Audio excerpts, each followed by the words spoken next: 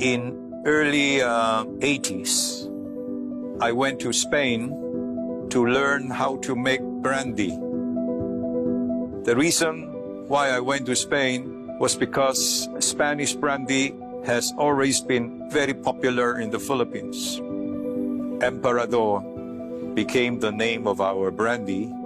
Today, after 41 years, we are happy that we became the largest liquor company in the Philippines. A few years ago, we embarked on a global expansion. It was a time for us to actually put the Philippines in the global map and be recognized as a global investor. When COVID-19 first hit in January, we had already felt the effects of that through our whiskey business. That same month in the Philippines was a volcanic eruption.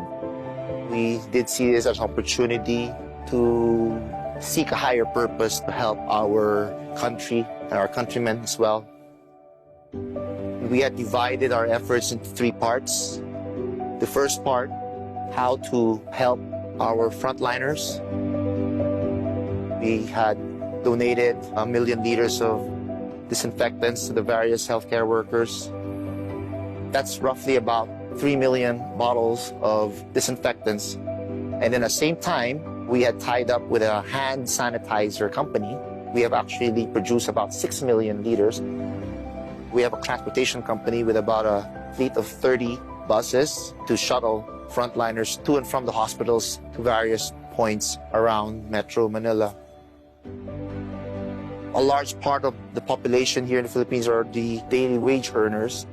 They were severely affected by this crisis. We were able to help feed up to 3 million families all over the country. And last but not the least, we have made also some investments to help the Philippine Red Cross build up to 4 PCR testing centers. Maybe it is a wake-up call. It is a time we see the vulnerability of mankind. It's really time to be more caring for one another. It encourages us to work closer together and to create more common opportunities for all of us.